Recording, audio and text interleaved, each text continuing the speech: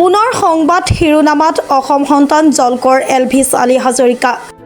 পুনৰ এবাৰ নিজৰ লগতে অসমীয়াৰ নাম বিশ্বত জিলিকাবলৈ সক্ষম হ'ল অসমীয়াৰ স্বাভিমান অসমীয়াৰ গৌৰৱ এলভিছ আলী হাজৰিকাই গোৱাত আৰম্ভ হোৱা এই যাত্ৰাত 4 দিনত সৰ্বমুঠ 80 ঘণ্টাত 350 কিলোমিটাৰ সাঁতুৰি বিশ্বত পুনৰ এবাৰ চমক সৃষ্টি কৰিলে এলভিছ আলী হাজৰিকাই ৰিলেৰ যোগেদি সামৰণি পৰা এই সফলতাৰে সম্পূৰ্ণ কৰা প্ৰথমজন অসমীয়া হৈ পৰিছে এলভিছ আলী হাজৰিকা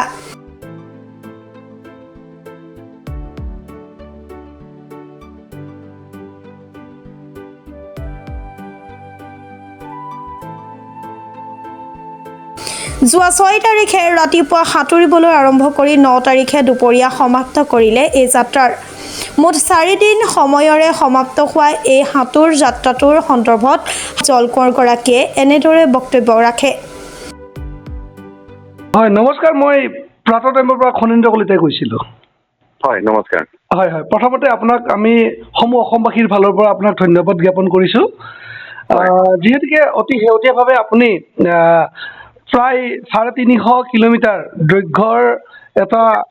যি আপোনাৰ সপোন আছিল সেই সপোন বাস্তৱিত কৰিলে এই ক্ষেত্ৰত আপোনাৰ মুখেৰে এই যিটো আপুনি সাগৰৰ বুকুত সাঁতুৰিলে অকণমান আপোনাৰ অভিজ্ঞতাৰ বিষয়ে জানিব বিচাৰিছোঁ একচুৱেলি সঁচা ক'ব গ'লে যাত্ৰাটো বহুত কষ্টৰ যাত্ৰা আছিলে হয়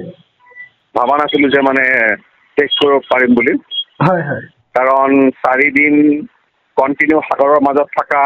মানে পচিবল নহয় একচুৱেলি আৰু কাৰণ আমি 4 দিন খোৱাও নাছিলোঁ একো কৰিব মানে পৰা নাছিলোঁ খালি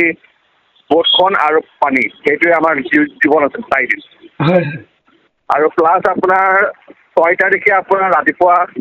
4টা বজাত ষ্টাৰ্ট হৈছিলে চুইমিং হয় ক'ৰ পৰা ষ্টাৰ্ট কৰিছিলে 6 তাৰিখ হয় 6 তাৰিখৰ পৰা গোৱাৰ যিটো কোষ্ট হয় হয় আপোনাৰ পানজিম বুলি কয় জেগাত নাম তাৰ পৰা আমাৰ ষ্টাৰ্ট হৈছিলে হয় তাৰ পৰা 6, 7, 8, 9 তাৰিখে আফটাৰনুন আমাৰ যিটো আপোনাৰ গোৱা গোটেই গোৱা কোষ্টেল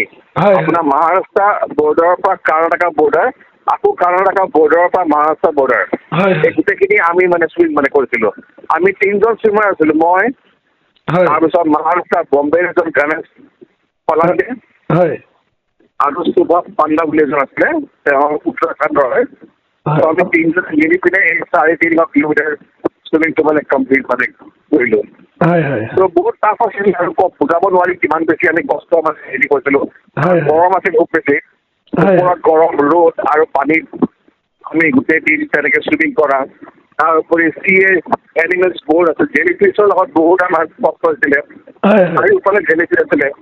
তাৰপিছত ডলফিন বহুত আছিল ডলফিনৰ লগত চুইমিং কৰিছোঁ বহুত জেগাত ত' তেনেকৈ দিনে ৰাতি স্পেচিয়েলি ৰাতি চুইমিংটো বিৰাট ভয় লগা হয় কাৰণ ৰাতি একো লাইট নালাগে ঘৰত এটা দুটা লাইট থাকে আৰু তেনেকৈ আমি আমাক গাইড কৰে আৰু তেনেকৈ আমি ব'টৰ লগত সাঁতুৰি পিনে মানে গৈ থাকোঁ ত' সেইটোৱে আৰু যাত্ৰাটো আৰু মানে খুব কষ্ট আল্টিমেটলি মানে খতম কৰিলোঁ আৰু ভাল লাগিল যে অসমৰ কাৰণে এইটো এটা চুইম মানে কৰিব পাৰিলোঁ আৰু সকলো অসমবাসী ৰাইজক ধন্যবাদ জনাইছোঁ তেওঁ চবেই মোক ইমান মৰম আৰু ব্লেছিংছ মোক দিছে আৰু স্পেচিয়েলি অসমৰ যিমান মিডিয়াসকল আছে নিউজ পৰ্টেলৰ হওক বা পেপাৰৰ হয় তেওঁলোকে মোক ছাপোৰ্ট কৰে